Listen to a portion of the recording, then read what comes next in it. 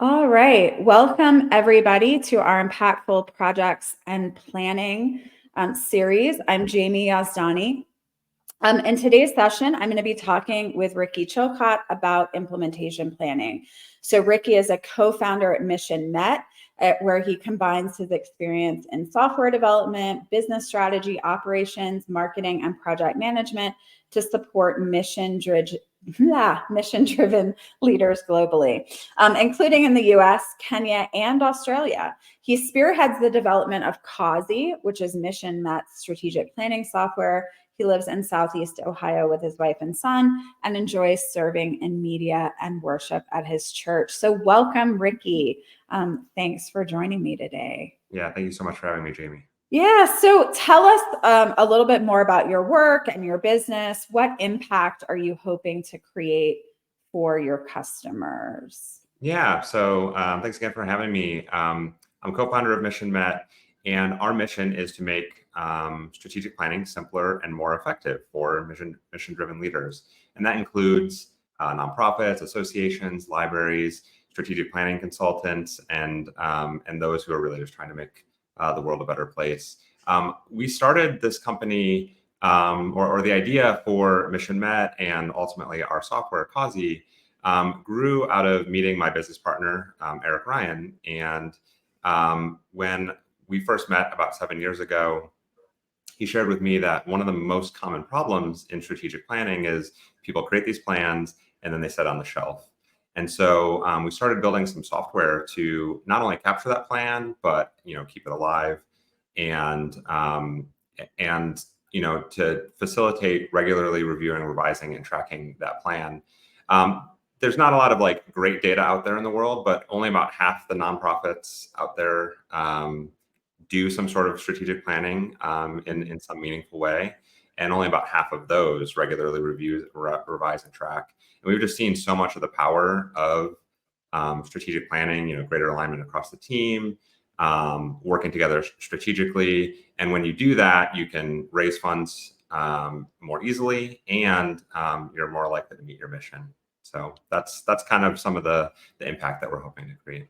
Wonderful. Thank you. Yeah. And you and I have talked many times about how folks don't end up doing much with their plan. And, unless it's like a check the box exercise, it feels like a lot of, wasted effort for folks. And so I love that you're trying to help people get the most out of their plan. And so you may have hinted at this a little bit, but what are some mistakes that you see folks making when it comes to implementing their strategic plans? Yeah, there's so many, and we could probably talk for 150 minutes about just some of those things.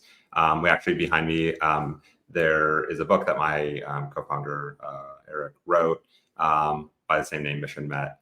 And it's about some common barriers to strategic planning and how to overcome them. Certainly, one of the problems that I won't touch on here, but ultimately, sometimes people are too ambitious and they lack some of the resources. So the time, the skill, and the energy to make that happen.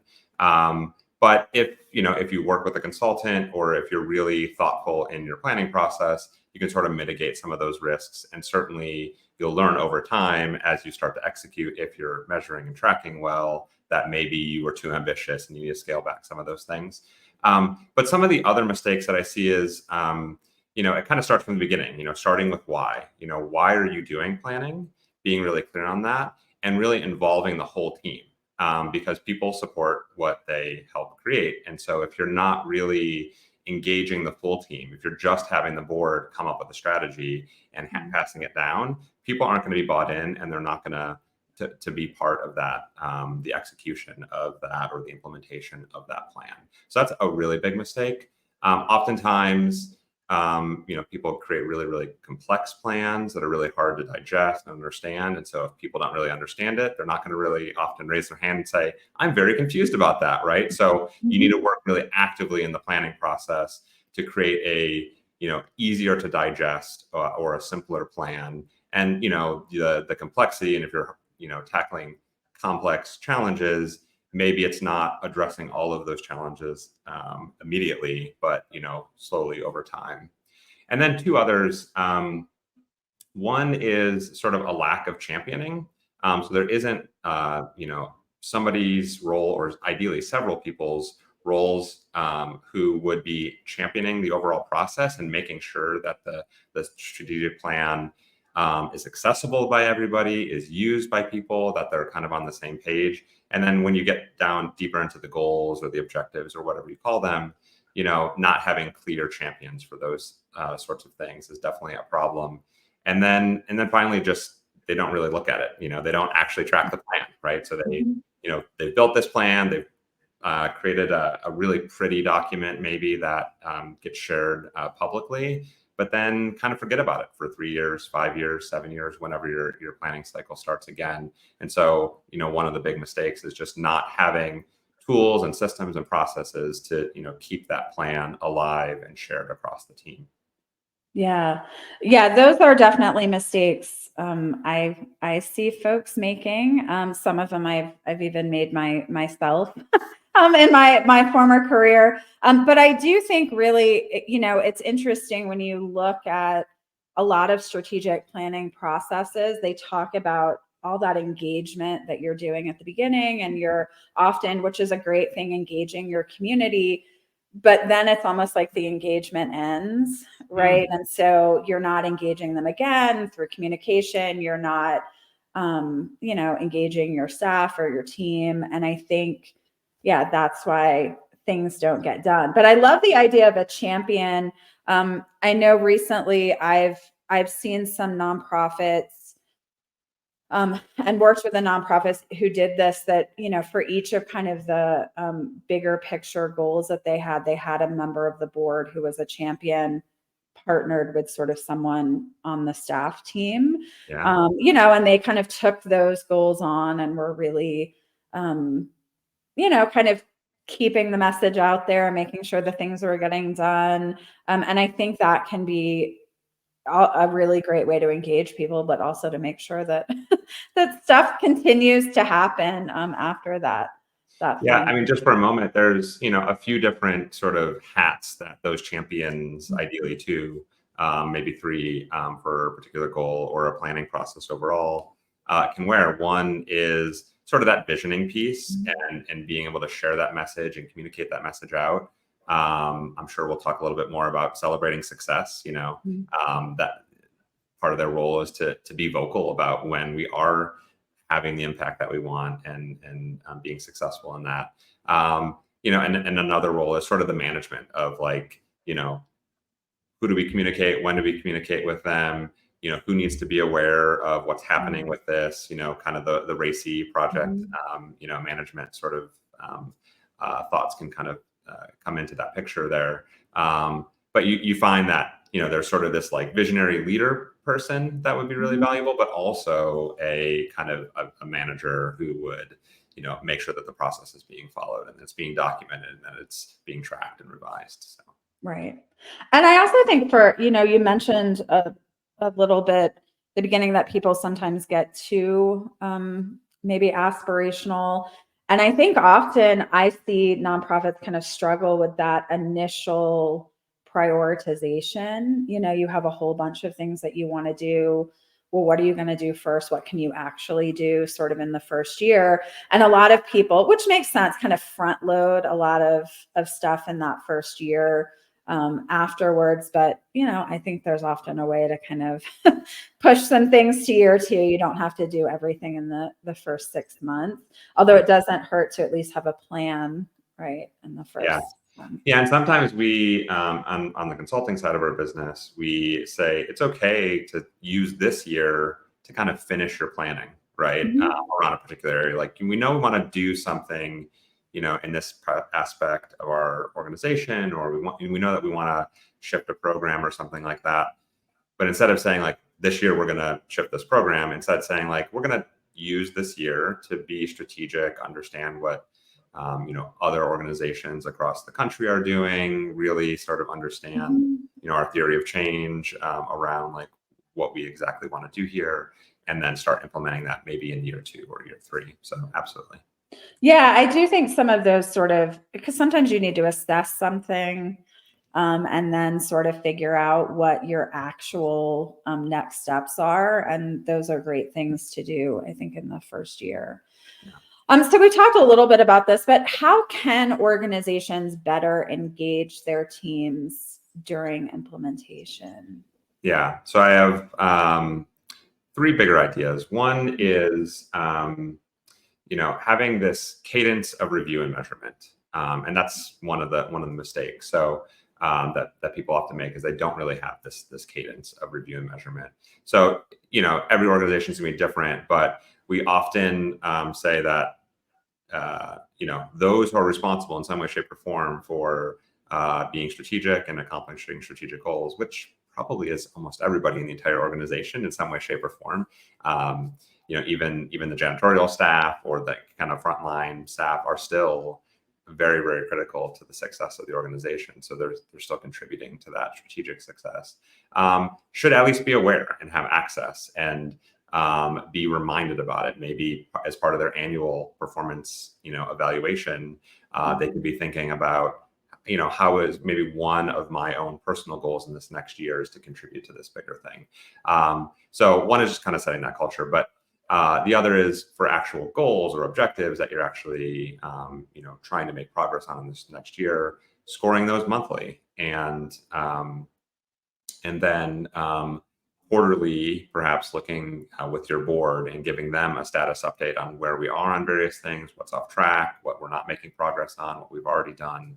And then, as a staff too, quarterly reviewing and maybe revising your plan based on what you've learned in the past quarter. So one is just sort of this cadence of review and measurement. Specifically on measurement, though, when you have kind of more, qualitative goals, sort of like SMART goals. We want to, achieve this certain thing in this next quarter. We say to measure it monthly, but what does that really look like?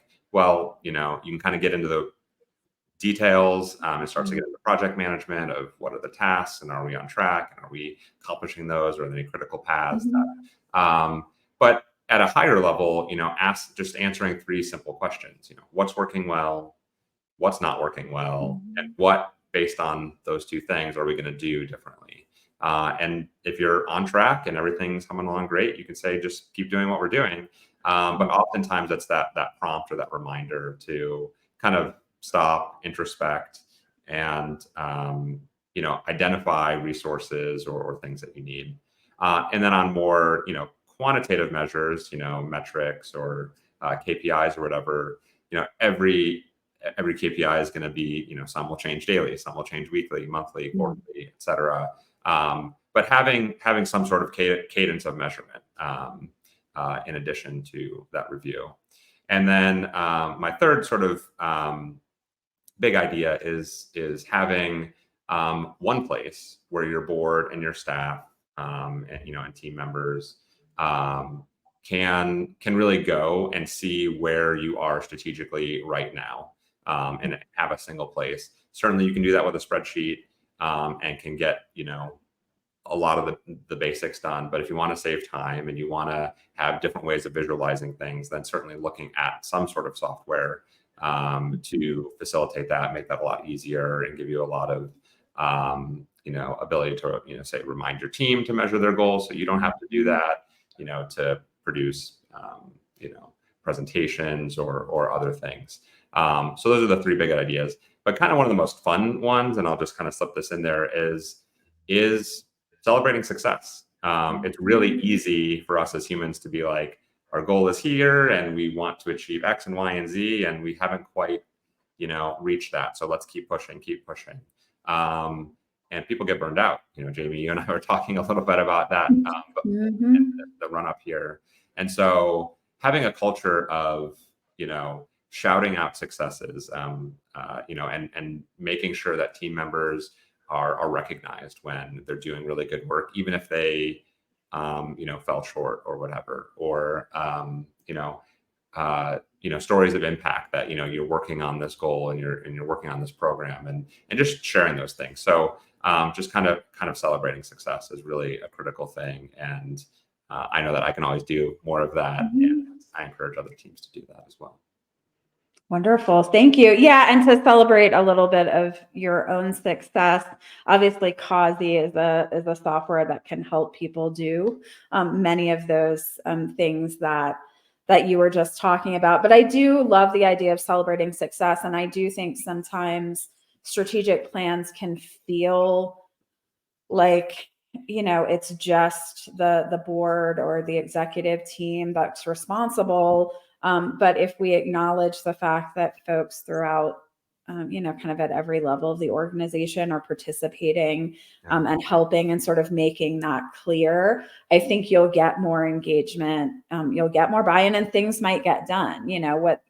Why do this extra add-on project if you're not going to be recognized for it? Right. And also if you can't make the connection, if you don't know why you've been asked to do it, right? Yeah. And I think sometimes our staff are asked to do things and they have no idea that it's connected to that, kind of bigger strategic objective.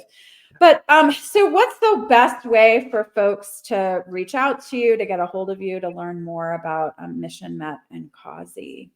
Yeah. So two simple ways. One, I'm on LinkedIn. I haven't been posting lately, but I'm on LinkedIn under Ricky Chilcott.